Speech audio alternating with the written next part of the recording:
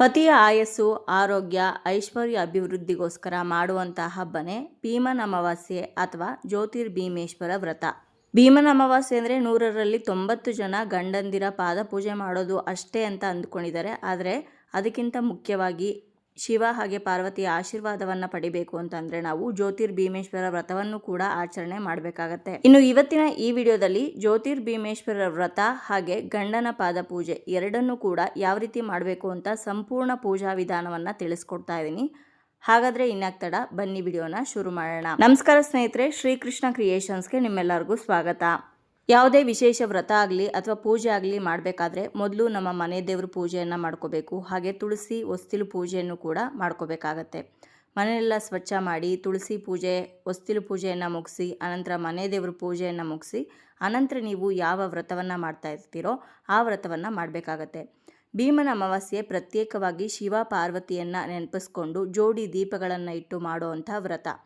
ಈ ಒಂದು ವ್ರತವನ್ನು ಮಾಡೋದಕ್ಕೆ ನಿಮ್ಮ ಪೂಜಾ ಮನೆಯನ್ನು ಶುದ್ಧಿ ಮಾಡಿಕೊಂಡು ಒಂದು ಪೀಠವನ್ನು ಇಟ್ಕೊಂಡು ಪೀಠದ ಮೇಲೆ ರಂಗೋಲಿಯನ್ನು ಹಾಕಿ ರಂಗೋಲಿಗೆ ಅರ್ಶಿನ ಕುಂಕುಮ ಅಕ್ಷತೆಯನ್ನು ಹಾಕಿ ಪೀಠದ ಪೂಜೆಯನ್ನು ಮಾಡಿಕೊಂಡು ಅನಂತರ ಶಿವಪಾರ್ವತಿ ಫೋಟೋ ಇದ್ದರೆ ಇಟ್ಕೊಳ್ಳಿ, ಇಲ್ಲದೇ ಇದ್ದರೆ ಪರವಾಗಿಲ್ಲ. ಒಂದು ತಟ್ಟೆಯಲ್ಲಿ ಅಕ್ಕಿಯನ್ನು ಹಾಕಿ ಅಕ್ಕಿಯನ್ನು ಎಷ್ಟು ಹಾಕಬೇಕು ಅಂದರೆ 3 ಅಳತೆ ಅಕ್ಕಿ ಅಥವಾ 5 ಅಳತೆಯ ಅಕ್ಕಿಯನ್ನು ಹಾಕೋಬೇಕಾಗತ್ತೆ. 3 ಹಿಡಿ ಅಥವಾ 3 ಲೋಟದಷ್ಟು ಅಕ್ಕಿ ಆಗಲಿ ಹಾಕೋಬೇಕು. ಅನಂತರ ಅಕ್ಕಿಯನ್ನು ಸಮತಟ್ಟಾಗಿ ಮಾಡಿಕೊಂಡು ಓಂ ಶ್ರೀ ಸ್ವಸ್ತಿಕ್ ಅಂತ ಆ ಅಕ್ಕಿಯ ಮೇಲೆ ಬರ್ಕೋಬೇಕಾಗತ್ತೆ. ಆ ರೀತಿ ಬರ್ಕೊಂಡಿದ್ದ ನಂತರ ಸ್ವಲ್ಪ ಅರ್ಶಿನ ಕುಂಕುಮ ಅಕ್ಷತೆಯನ್ನು ಅರ್ಪಿಸಿ ಅನಂತರ ಜೋಡಿ ದೀಪಗಳನ್ನು ತಗೋಬೇಕು. ಈ ಜೋಡಿ ದೀಪಗಳು ಬೆಳ್ಳಿದಾದರೂ ಪರವಾಗಿಲ್ಲ, ಹಿತ್ತಾಳೆ ತಾಮ್ರದಾದರೂ ಪರವಾಗಿಲ್ಲ. ಹಾಗೆ ಮಣ್ಣಿನ ದೀಪಗಳನ್ನು ಕೂಡ ಈ ರೀತಿ ಕಂಬ ಇರೋದು ತೊಗೊಂಡ್ರೆ ತುಂಬಾ ಉತ್ತಮ. ಇನ್ನು ದೀಪಗಳನ್ನು ಅರ್ಶಿನ ಕುಂಕುಮದಿಂದ ಅಲಂಕಾರ ಮಾಡಿ ಅನಂತರ ಅರ್ಶಿನದ ಕೊಂಬನ್ನು 2 ದೀಪಗಳಿಗೂ ಕೂಡ ಕಟ್ಟಬೇಕು. ಕೆಲವೊಬ್ಬರು 1 ದೀಪಕ್ಕೆ ಮಾತ್ರನೇ ಕಟ್ತಾರೆ. ನಾವು ನಮ್ಮ ಮನೆಯಲ್ಲಿ 2 ದೀಪಗಳಿಗೂ ಕೂಡ ಅರ್ಶಿನದ ಕೊಂಬನ್ನು ಕಟ್ತೀವಿ. ಹಾಗಾಗಿ 2 ದೀಪಗಳಿಗೂ ಅರ್ಶಿನದ ಕೊಂಬನ್ನು ಕಟ್ಟಿ ಅನಂತರ ಗೆಜ್ಜೆ ವಸ್ತ್ರವನ್ನು ಅರ್ಪಿಸಬೇಕು. ದೀಪಗಳಿಗೆ ನೀವು ಎಣ್ಣೆ ಹಾಕ್ತೀರಾ ಅಥವಾ ತುಪ್ಪ ಹಾಕ್ತೀರಾ ಹಾಕೋಬೋದು. ಎಣ್ಣೆ ಹಾಕೋದಾದರೆ ಕೊಬ್ಬರಿ ಎಣ್ಣೆ ಅಥವಾ ಎಳ್ಳೆಣ್ಣೆ ಹಾಕಿದ್ರೆ ಶ್ರೇಷ್ಠ. ತುಪ್ಪ ಹಾಕೋದಾದರೆ ಸ್ವಲ್ಪ ತುಪ್ಪವನ್ನು ಕರಗಿಸಿ ಅನಂತರ ದೀಪಕ್ಕೆ ಹಾಕಿ 2 ಬತ್ತಿಯನ್ನು 1 ಬತ್ತಿಯನ್ನಾಗಿ ಮಾಡಿ ಅನಂತರ ದೀಪಗಳಿಗೆ ಬತ್ತಿಯನ್ನು ಕೂಡ ಹಾಕೋಬೇಕಾಗತ್ತೆ. ಇನ್ನು ಇವತ್ತು ಅಮಾವಾಸ್ಯೆ ಆಗಿರೋದ್ರಿಂದ ಕಳಸವನ್ನು ಕೂಡ ಬದಲಾಯಿಸಿ ಹೊಸ ಕಾಯನ್ನು ಇಟ್ಟು ಕಳಸವನ್ನು ಕೂಡ ತಯಾರು ಮಾಡ್ಕೊತಾ ಇದ್ದೀನಿ. ಹಾಗೆ ಮನೆ ದೇವ್ರ ಪೂಜೆಯನ್ನು ಕೂಡ ನಾವು ಈ ಪೂಜೆ ಮಾಡೋದಕ್ಕಿಂತ ಮುಂಚೆನೇ ಮಾಡಬೇಕಲ್ವ. ಹಾಗಾಗಿ ಎಲ್ಲ ತಯಾರು ಮಾಡಿಕೊಂಡು ದೀಪಗಳನ್ನು ಹಚ್ಚಿ ಯಾವುದೇ ವ್ರತ ಮಾಡಬೇಕಾದ್ರೆ ಮೊದಲು ಗಣಪತಿಯನ್ನು ಈ ಒಂದು ವ್ರತದಲ್ಲಿ ಪೂಜೆಯಲ್ಲಿ ಯಾವುದೇ ವಿಘ್ನ ಬಾರದೇ ಇರಲಿ ಅಂತ ಕೇಳಿಕೊಂಡು ಗಣಪತಿ ಪೂಜೆಯನ್ನು ನೆರವೇರಿಸಿ ಅನಂತರ ನಾವು ವ್ರತವನ್ನು ಮಾಡಬೇಕಾಗತ್ತೆ. ಇನ್ನು ನಾವು ಜ್ಯೋತಿರ್ಭೀಮೇಶ್ವರ ವ್ರತವನ್ನು ಏನು ಮಾಡ್ತಾ ಇದ್ದೀವಲ್ಲ, ಈ ಜೋಡಿ ದೀಪಗಳನ್ನು ಇಟ್ಟು ಈ ಜೋಡಿ ದೀಪಗಳನ್ನೇ ಸಾಕ್ಷಾತ್ ಶಿವ ಹಾಗೆ ಪಾರ್ವತಿ ಅಂತ ಭಾವಿಸಿ ಪೂಜೆಯನ್ನು ಮಾಡಬೇಕಾಗತ್ತೆ. ದೀಪಗಳನ್ನು ಹಚ್ಚುವಾಗ ಏಕಾರ್ತಿಯಿಂದಾಗಲಿ ಅಥವಾ ಅಗರಬತ್ತಿಯಿಂದಾಗಲಿ ನೀವು ದೀಪವನ್ನು ಹಚ್ಕೋಬೇಕು. ಡೈರೆಕ್ಟಾಗಿ ಬೆಂಕಿ ಕಡ್ಡಿಯಿಂದ ದೀಪವನ್ನು ಹಚ್ಚಬಾರ್ದು. ಇನ್ನು ಮೊದಲೇ ಹೇಳಿದಾಗೆ ಗಣಪತಿ ಪೂಜೆಯನ್ನು ಮಾಡಬೇಕು. ಹಾಗಾಗಿ ಗಣಪತಿ ವಿಗ್ರಹವನ್ನು ಆ ತಟ್ಟೆಯ ಒಳಗಡೆ ಇಟ್ಕೊಂಡು ಗಣಪತಿಗೆ ಅರ್ಶಿನ ಕುಂಕುಮ ಅಕ್ಷತೆಯನ್ನು ಅರ್ಪಿಸಿ ಧೂಪವನ್ನು ತೋರಿಸಿ ಈ ಒಂದು ಪೂಜೆಯಲ್ಲಿ ಅಥವಾ ವ್ರತದಲ್ಲಿ ಯಾವುದೇ ವಿಘ್ನ ಬಾರದೇ ಇರಲಿ ಅಂತ ಕೇಳಿಕೊಂಡು ಸರಳವಾಗಿರುವಂಥ ಗಣಪತಿಯ ಮಂತ್ರವನ್ನು ಹೇಳಿಕೊಂಡು ಅಕ್ಷತೆಯನ್ನು ಅರ್ಪಿಸಿ ಅನಂತರ ನಿಮ್ಮ ಪೂಜೆಯನ್ನು ಮುಂದುವರಿಸಿ. ಇನ್ನು ಪೂಜೆ ಮಾಡೋದಕ್ಕಿಂತ ಮುಂಚೆನೇ 2 ವ್ರತದ ದಾರವನ್ನು ತಯಾರು ಮಾಡ್ಕೊಂಡಿರಿ. ಆ ವ್ರತದ ದಾರವನ್ನು ದೀಪಗಳ ಮುಂದೆ ಇಟ್ಟು ಅದಕ್ಕೂ ಕೂಡ ಅರ್ಶಿನ ಕುಂಕುಮ ಅಕ್ಷತೆಯನ್ನು ಅರ್ಪಿಸಿ ಪೂಜೆ ಮಾಡಿ ಪೂಜೆ ಮುಗಿದ ನಂತರ ಆ ವ್ರತದ ದಾರವನ್ನು ತೆಗೆದುಕೊಂಡು ನೀವು ನಿಮ್ಮ ಗಂಡನಿಗೆ ಕಟ್ಟಬೇಕಾಗತ್ತೆ. ಹಾಗೆ ಅವರ ಕೈಯಲ್ಲಿ ನೀವು ಕೂಡ ನಿಮ್ಮ ಬಲಗೈಗೆ ಆ ವ್ರತದ ದಾರವನ್ನು ಅಂದರೆ ಕಂಕಣವನ್ನು ಕಟ್ಟಿಸ್ಕೊಂಡು ಅನಂತರ ಅವರ ಪಾದ ಪೂಜೆಯನ್ನು ಮಾಡ್ಬೋದು. ಇವಾಗ ಅಗರಬತ್ತಿಯನ್ನು ಹಚ್ಕೊಂಡು ಧೂಪವನ್ನು ತೋರಿಸಿ ಶಿವ ಪಾರ್ವತಿಯನ್ನು ಮನಸಾರೆ ಪ್ರಾರ್ಥನೆ ಮಾಡಿಕೊಂಡು ಅವರನ್ನು ಆವಾಹನೆ ಮಾಡಿ ಈ ದೀಪಗಳಲ್ಲಿ ಸ್ಥಾಪನೆ ಮಾಡಬೇಕಾಗತ್ತೆ. ಅನಂತರ ಅರ್ಚನೆಯನ್ನು ಮಾಡಬೇಕು. ಅರ್ಚನೆಯನ್ನು ಶಿವ ಪಾರ್ವತಿಯ ಅಷ್ಟೋತ್ರವನ್ನು ಹೇಳಿಕೊಂಡು ಅರ್ಚನೆಯನ್ನು ಮಾಡಬೇಕಾಗತ್ತೆ. ಅಷ್ಟೋತ್ರ ನಿಮಗೆ ಅಷ್ಟೋತ್ರದ ಪುಸ್ತಕದಲ್ಲಿ ಇರುತ್ತೆ, ಶಿವ ಹಾಗೆ ಪಾರ್ವತಿಯರದು. ಅಥವಾ ನೀವು ಈ ಗೂಗಲಲ್ಲಿ ಸಿಗೋದನ್ನೇ ನೋಡಿಕೊಂಡು ಹೇಳಿಕೊಂಡು ಅರ್ಚನೆ ಮಾಡ್ಬೋದು. ಅರ್ಚನೆ ಆದ ನಂತರ ಮತ್ತೊಂದು ಸಲ ಧೂಪವನ್ನು ತೋರಿಸಿ ನೈವೇದ್ಯ ಮಾಡಬೇಕು. ನಾನಿವತ್ತು ನೈವೇದ್ಯಕ್ಕೆ ಬಾಳೆಹಣ್ಣನ್ನು ಇಟ್ಕೊಂಡಿದ್ದೀನಿ. ಹಾಗೆ ಪಾಯಸವನ್ನು ಮಾಡಿ ನೈವೇದ್ಯಕ್ಕೆ ಅಂತ ಇಟ್ಕೊಂಡಿದ್ದೀನಿ. ನೀವು ಏನೇ ಸಿಹಿ ನೈವೇದ್ಯವನ್ನು ಮಾಡಿ ದೇವರಿಗೆ ನೈವೇದ್ಯ ಮಾಡ್ಬೋದು. ನೈವೇದ್ಯ ಆದ ನಂತರ ಮಹಾಮಂಗಳಾರತಿಯನ್ನು ಮಾಡಬೇಕು. ಪೂಜೆ ಎಲ್ಲ ಮುಗಿದ ನಂತರ ನೈವೇದ್ಯಕ್ಕೆ ಅಂತ ಏನು ನೀವು ಸಿಹಿ ಮಾಡಿಟ್ಟಿರ್ತೀರಲ್ಲ, ಪಾದಪೂಜೆ ಎಲ್ಲ ಮಾಡಿದ ನಂತರ ಅದನ್ನೇ ನಿಮ್ಮ ಗಂಡನಿಗೆ ಸ್ವಲ್ಪ ಪ್ರಸಾದದ ರೀತಿಯಲ್ಲಿ ಕೊಡಿ. ಹಾಗೆ ನೀವು ಕೂಡ ಅವ್ರ ಕೈಯಲ್ಲಿ ಆ ಪ್ರಸಾದವನ್ನು ಸೇವನೆ ಮಾಡ್ಬೋದು. ಇದಿಷ್ಟು ಜ್ಯೋತಿರ್ಭೀಮೇಶ್ವರ ವ್ರತವನ್ನು ಮಾಡೋದಾಗಿತ್ತು. ಇವಾಗ ಪಾದಪೂಜೆಯನ್ನು ಯಾವ ರೀತಿ ಮಾಡಬೇಕು ಅಂತ ತಿಳ್ಕೊಳ್ಳೋಣ. ಮೊದಲಿಗೆ ಅರ್ಶಿನ ಕುಂಕುಮವನ್ನು ನಿಮ್ಮ ಯಜಮಾನ್ರ ಕೈಲಿ ನೀವು ಇಟ್ಸ್ಕೋಬೇಕಾಗತ್ತೆ. ಅನಂತರ ನೀವು ಜ್ಯೋತಿರ್ಭೀಮೇಶ್ವರ ವ್ರತವನ್ನು ಮಾಡುವಾಗ ವ್ರತದ ದಾರವನ್ನು ತಯಾರು ಮಾಡಿ ದೀಪದ ಮುಂದೆ ಇಟ್ಟು ಪೂಜೆ ಮಾಡಿದ್ರಲ್ಲ, ಆ ವ್ರತದ ದಾರವನ್ನು ನಿಮ್ಮ ಯಜಮಾನ್ರ ಕೈಯಲ್ಲಿ ನೀವು ಬಲಗೈಗೆ ಕಟ್ಸ್ಕೋಬೇಕು. ಹಾಗೆ ನೀವು ಕೂಡ ಅವರ ಬಲಗೈಗೆ ಈ ವ್ರತದ ದಾರವನ್ನು ಕಟ್ಟಬೇಕಾಗತ್ತೆ.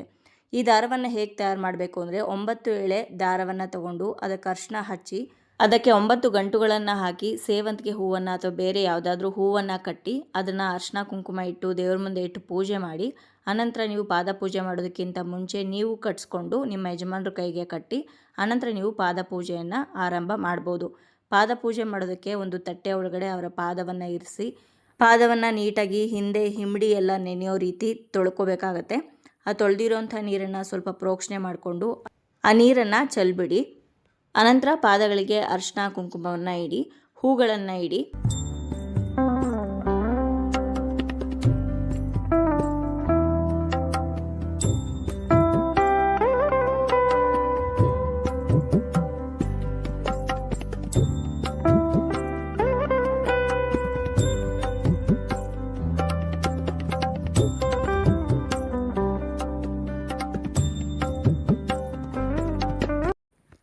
ಅರ್ಶಿನ ಕುಂಕುಮ ಹೂವನ್ನೆಲ್ಲ ಇಟ್ಟಿದ ನಂತರ ಅಗರಬತ್ತಿಯಿಂದ ಧೂಪವನ್ನು ಮಾಡಿ ಅನಂತರ ಕರ್ಪೂರವನ್ನು ಹಚ್ಕೊಂಡು ಆರತಿಯನ್ನು ಕೂಡ ಮಾಡಿ.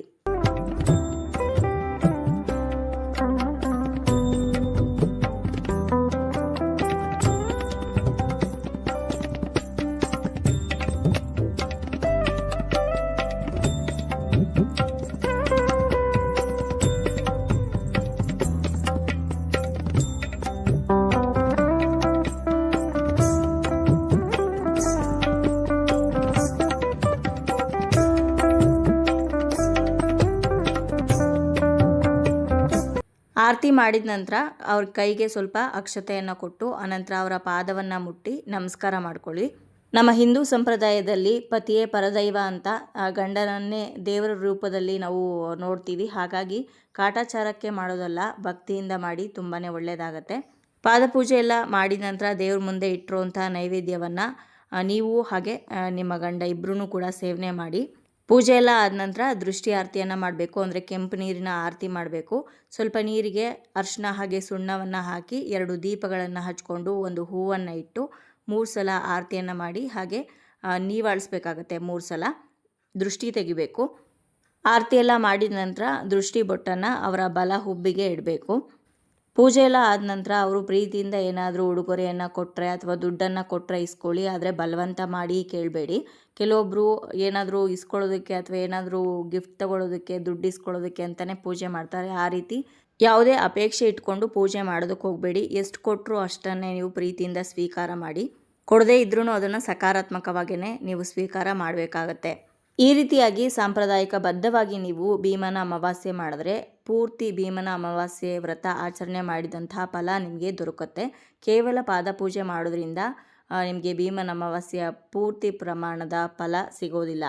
ಒಂದು ಪಕ್ಷ ನೀವು ಪಾದಪೂಜೆ ಮಾಡದೇ ಇದ್ದರೂ ಕೂಡ ನಡೆಯುತ್ತೆ, ಆದರೆ ಜ್ಯೋತಿರ್ಭೀಮೇಶ್ವರ ವ್ರತವನ್ನು ಮಾಡಿದ್ರೆ ಮಾತ್ರ ನಿಮಗೆ ಪೂರ್ತಿ ಭೀಮನ ಅಮಾವಾಸ್ಯೆ ವ್ರತದ ಫಲ ಸಿಗೋದು.